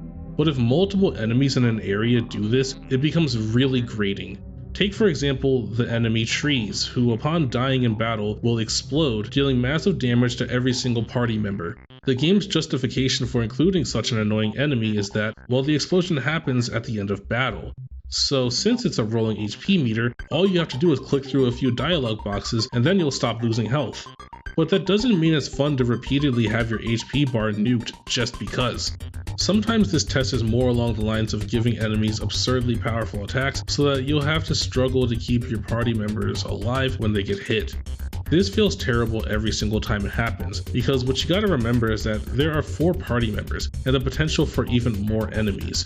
If your party member takes a mortal blow, the act of keeping them alive will require you to sit through the rest of the turn with each ally and each enemy doing their own interactions. Then you'll need to quickly select everybody's next turn, quickly navigating the fastest way to heal the party member. Since time is very limited here, this will often lead to you spamming through the quickest options for everyone to make sure that you get your heal out on time. By not choosing each member's ideal move for the turn just for the sake of healing, you're placing yourself in a worse position overall, which means it's likely you'll have to go through this healing process again next turn. But I digress. From here, you're still not done. You still have to watch this turn's set of actions play out in order and hope that the party member casting the heal will get their action out in time. The primary healer for the team is Ness, and pop quiz, who remembers what Ness's big weakness in battle is? If you said his lack of speed, you're absolutely correct. And since Ness is the slowest party member, that means for his heals to activate in time, you'll have to sit through everyone else's turn first. Ultimately, the rolling health system is a cool idea, but its inclusion carries a lot of issues that result in gameplay that's less than ideal. If it would mean that I didn't have to worry about unbalanced attacks coming from enemies exploding at the end of battle, or the frustration of having to watch an entire movie play out when I'm desperately trying to heal an ally on a timer, I would gladly cut this feature from the game. Earlier, I praised the combat system for allowing the player to make use of various strategies to come out on top. I stand by this. The addition of several new PSI abilities, clear explanations for what they all do, and balanced party member skill sets does pave way for a strategic experience. However, there's a factor involved with combat that overpowers strategy. That factor is luck. RNG runs rampant in EarthBound, to the point where every single battle is centered around luck. If you're a lucky person, then you probably won't have any complaints here, but if you're like me and luck isn't really your thing, then having an entire combat system based around it is the worst experience ever. You really don't have to play the game for very long to see what I mean. Mice are an early game enemy that are common within Giant Step, the area with the game's first sanctuary. Mice have a high chance of landing critical hits, which do massive damage to Ness, who at this level doesn't have a ton of health to work with. Since they're fast and you're still at a relatively low level, you won't be able to kill them without first having to tank some of these hits, and the way you clear this cave is by fighting off hordes of them with other enemies mixed in for good measure until you make it to the end. But that's easier said than done. If you're not lucky, then you'll receive crit after crit after crit, and will likely die, having to start this beginner area from the entrance and hope for better luck next time. I know it doesn't sound like much, but on my second playthrough, when I was already very familiar with the game's mechanics, I died like 6 times in Own It because the presence of RNG mechanics is so overwhelming. Not every area will feature enemies who are based around critical hits like this, but make no mistake, every single area of the game features luck-based opponents. The most common implementation of this is through status conditions, which are way too central to the enemy's game plan. Almost every single enemy has a way to inflict a status condition on your party, and it feels like that's all they really want to do. It's as if they realize that they don't have a good chance of beating you on their own, so the AI adopts a strategy of slowly chipping away at you in the most annoying way possible. I mean, listen to all of these possible status conditions. You can be put to sleep, blinded, burned, confused, frozen, poisoned, or get sunstroke. Crying uncontrollably causes you to have a high chance of missing attacks. Being solidified or numb prevents movement outside of PSI. Being diamondized or turned to stone basically means you're dead unless you heal with a reviving item or spell. There's strangeness and mushroomization, both of which do this really fun thing where when you try to attack, you have a good chance of just attacking your own team instead, which is devastating. Would you believe me if I told you that there are still other status conditions I haven't even mentioned? With so many ways of disrupting the player's experience via status, the enemies rely on this to stand a chance. So no matter where you go, you're engaging in battles where chances are, by the end of it, you'll need to heal up or else risk enduring a myriad of negative effects. If you run out of PP or healing items, then you'll need to turn around, go back to town, heal, and then restart the area you were traveling through from the very beginning, fighting just as many enemies the second time, and putting yourself at the same exact risk of being statused again. What happens, for example, if you clear an enemy, get to the boss fight, and find that you've been mushroomized along the way? Do you turn around knowing you'll have to fight your way back and risk being mushroomized again, thereby wasting your time? Or do you challenge the boss fight anyway, knowing that this disadvantage you're now at is so massive that you'll likely die and have to restart the area anyway, this time with less resources at your disposal? It's the worst decision to have to make, and yet EarthBound repeatedly puts players in these situations. And don't forget, simply avoiding these fights is not really an option, at least not a viable one, so you'll have to put up with the luck gauntlet over and over again. Do you have the patience and the endurance to make it through? I sure hope so, because that's not the only way luck factors into fights in this game. Every turn, enemies have a chance to call for backup. If you're going to allow enemies to do this, there should be a limit to how often they can. Like, maybe once per battle they can call for help. From what I can tell though, there's not really any strict limit on how many times this can happen in a fight. For example, I got into a battle with an insane cultist. This insane cultist then called insane cultist B to help, who proceeded to call insane cultist C. Well, he then called insane cultist D, who went on to call insane cultist E. I can't take it anymore! I just want to die! We all want to die! We're me-seats! Why did you even rope me into this? Because he roped me into this! Well, him over there, he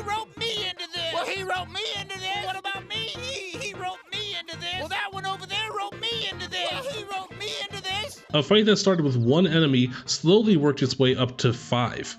And why exactly was the enemy able to call for help so many times? Because attacks seem to have a much higher chance of missing in this game, which gives them the opportunity they need to do things like this. You will find your attacks missing far more often than they should. One of my favorite new items in this game is the teddy bear. It essentially acts as an extra party member. Occasionally enemies will target the teddy bear instead of an actual party member, making it a very solid defensive tool. But the worst feeling in the world is watching as your newly bought teddy bear gets torn to shreds by enemies while you continuously miss attacks unable to properly defend it.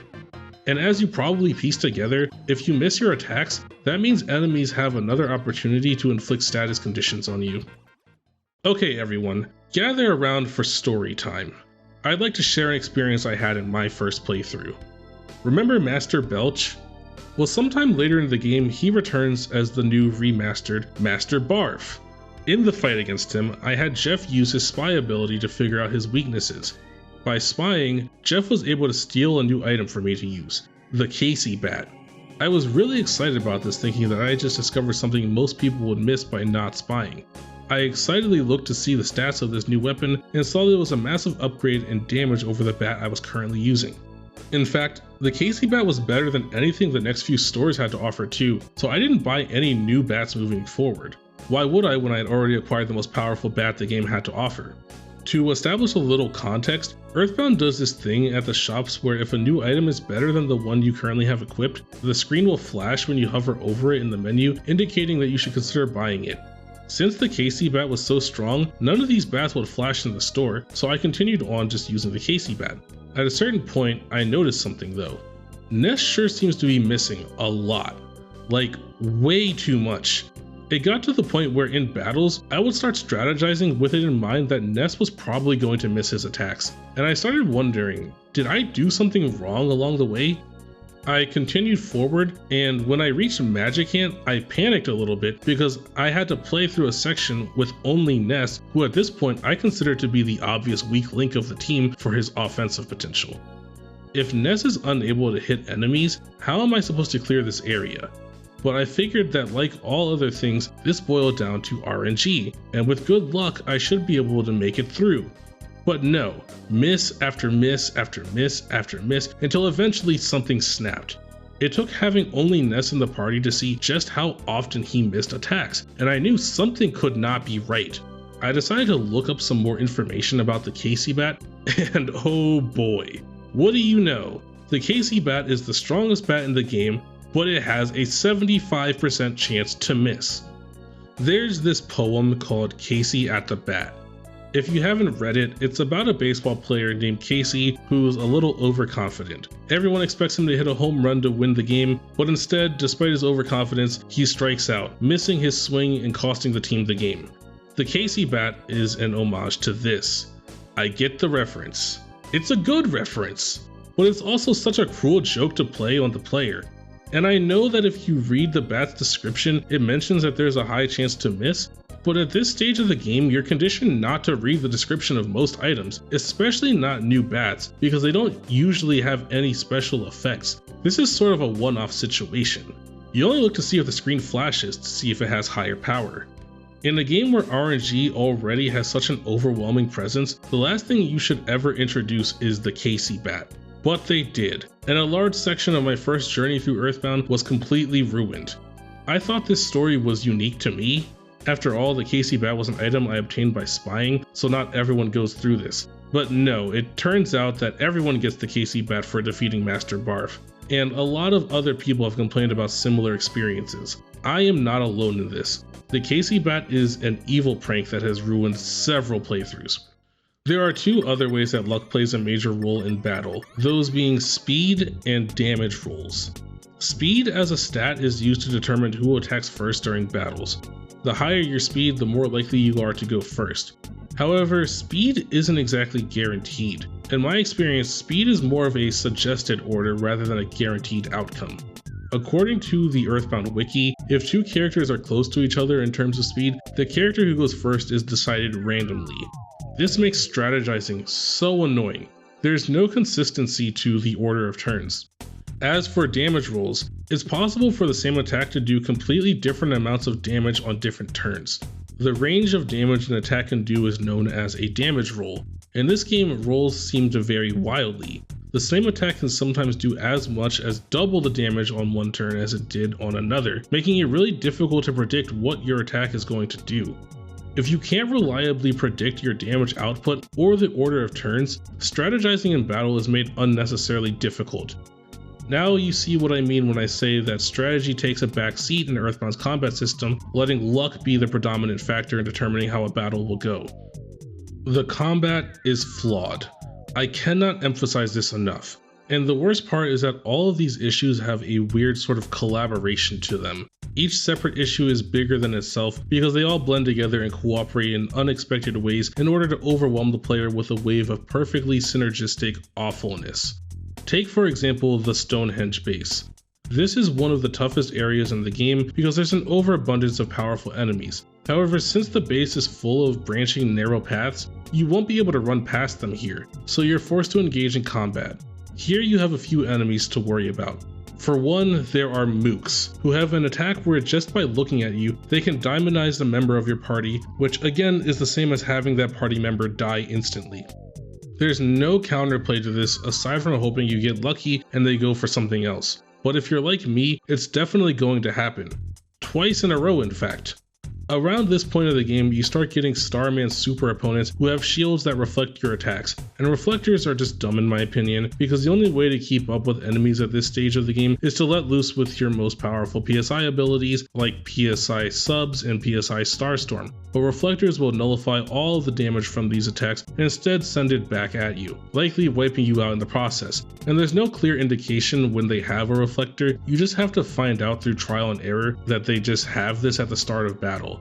And the reason the player is subjected to this kind of damage is because they have a rolling HP meter, which means with the right moves, in theory they could survive the hit in time, but it makes for a very frustrating experience. Then you have these robots who, much like the tree enemies from before, will explode upon death, dishing out massive damage to each party member. Remember how the practical way of handling this is to let your rolling health save you since the battle will end soon anyway? Well, these robots are capable of healing themselves and healing their allies, meaning that you now have a decision to make. You either let the battle drag out by watching your enemy constantly get healed every turn, or you bite the bullet and kill the robot first, sacrificing the health of your entire team in the process. This lose-lose situation will be repeatedly forced upon you as you travel through the Stonehenge base. So in just this one area, you face a dreadful combination of too many battles, enemies that rely on luck, enemies that abuse the rolling HP system as a means of doing an unfair amount of damage, and an inability to avoid combat due to narrow corridors which sprawl out in a confusing layout. The Stonehenge base is one of the areas I hated revisiting the most, but it's a good example of how the issues with the combat scenario can stack and build off of each other. Truthfully though, most areas you visit will do something similar. They all have their own unique flavor of depravity in this way, and yet this all goes a step further because as you can probably imagine, it's not just combat specific issues that work together in this way. Many of the non-combat issues also work together with combat issues to create a truly horrifying experience. What, for example, do you think happens when you mix geographical oddities with a flawed combat system? Look no further than the game's final area, the Cave of the Past, for your answer.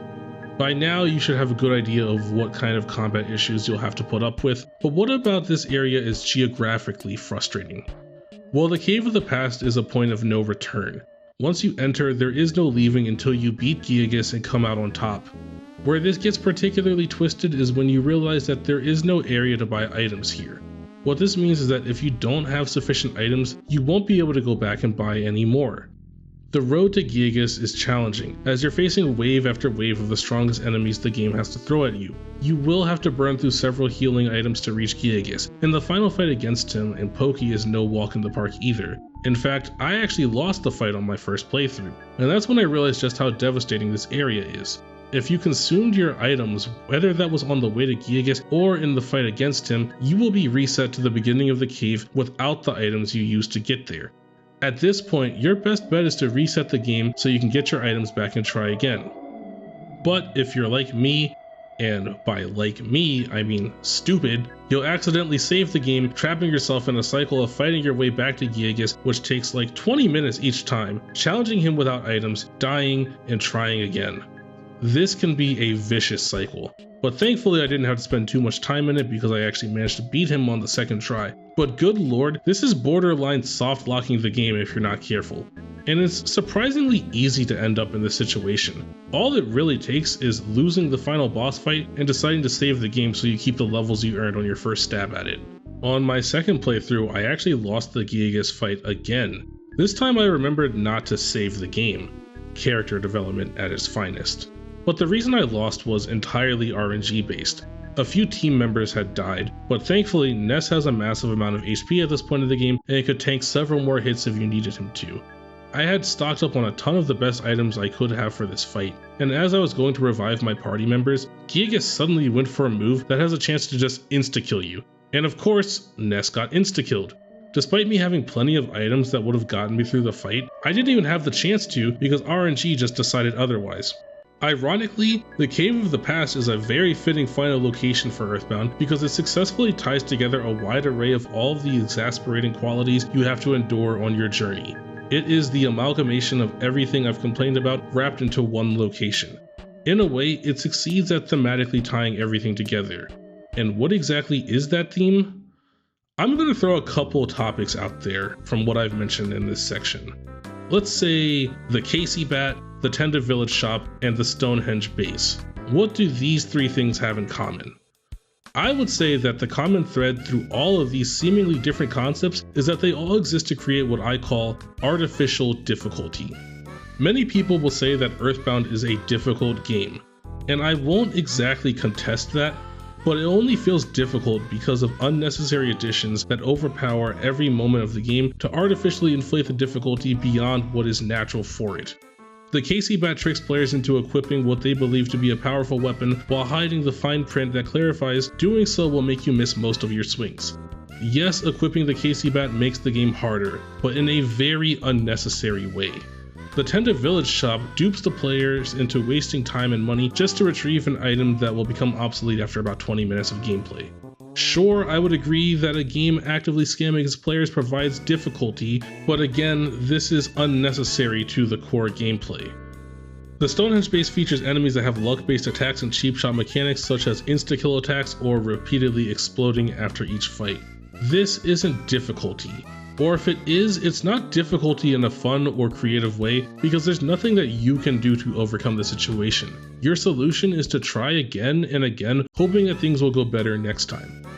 When I fought the Kraken on my second playthrough, I lost the first time because on turn 1, it went for an attack that hit my whole party, dealing mortal damage to everyone. I was even trying to set up a PSI shield on turn 1 that would mitigate the damage it would do, but it went first so the shield didn't even matter. When I went to challenge it the second time and it just didn't go for that attack on turn 1, all of a sudden I beat it by turn 2 or 3. Was the Kraken fight hard? No. I just got unlucky and had to try again. And when that's the solution to difficult situations, you don't have true difficulty. You have artificial difficulty. Sometimes the fight will be really hard, other times it will be really easy, and there's nothing you can really do to determine the outcome aside from hope things go your way. EarthBound hides behind the guise of being a challenging game when in reality the challenge isn't based in clever design aspects, it's based in artificial inflation of the difficulty, and I cannot in good faith ignore that aspect of the game because its presence is felt throughout the whole playthrough. I started my second playthrough to identify what aspect of EarthBound didn't sit right with me, and this is it. It is of course most noticeable in the combat system, but the truth is, artificial difficulty is the biggest roadblock interrupting EarthBound's journey to achieving Masterpiece status.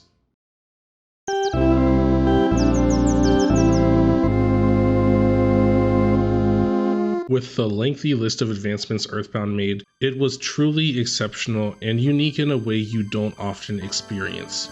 But unfortunately, it behaves much in the same way as its prequel, walking that cursed tightrope between charm and frustration. I really wanted things to be different this time around, and in a lot of ways, it was. EarthBound brought a lot to the table, capitalizing on the blueprint Mother established while working hard to improve on the pitfalls of his predecessor. yet it still fell short of becoming one of my favorite games of all time. I can recognize that this is an amazing game, and I have a lot of love for it. I would even say that despite the amount of time I spent on the last section, I still think the good outweighs the bad, which is definitely a step in the right direction. Would I recommend this game to others? Yes, but I'd tell them to approach it with caution. Going into EarthBound, I had only ever heard good things about it, and I'm not saying the praise it receives is undeserved in any way, but I hardly ever hear anyone criticize the game, and after my experience with it, I can see that it definitely has room for criticism. EarthBound lived up to the hype. However, with 2 completed playthroughs under my belt, I'm left feeling like I don't want to go near this game for a while.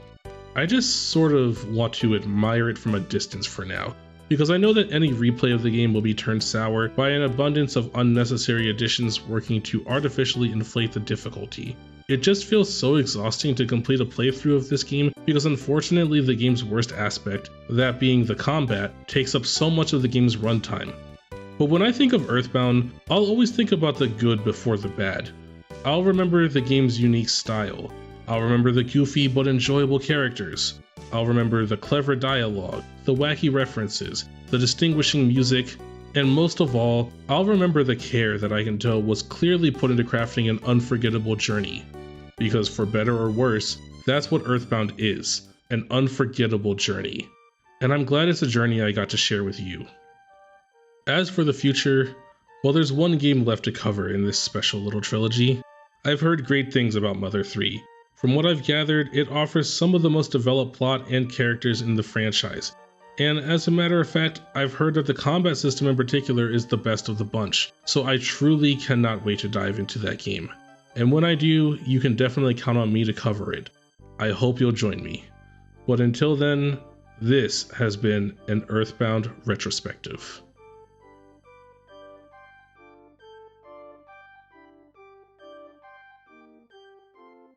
Hey everyone, I just wanted to give a quick heartfelt thanks for making it to the end of this video. I know it was a pretty lengthy one, so your willingness to hear me out for this long is truly appreciated.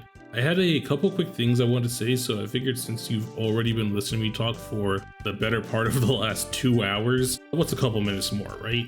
So first off, we have the tried and true YouTube classic. If you enjoyed the video, please consider dropping a like and leaving me a friendly comment.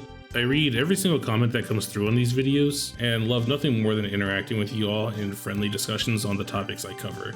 Your support on the last couple of videos, especially the Mother and Kendrick Lamar ones, has been truly incredible.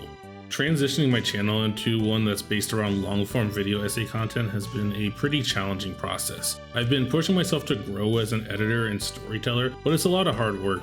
Some days I question whether or not I'm actually equipped with the work ethic it takes to work on large projects like this one. To be completely honest, my work ethic is pretty atrocious at times. The last few videos has been a cycle of being super productive and then getting overwhelmed and shutting down completely. You could probably guess that by the nearly 2-year gap between this and the Mother video. I've found it especially challenging since I started working my first full-time job last year. Working all day and then summoning the energy to keep working on the next video isn't always an easy thing to do.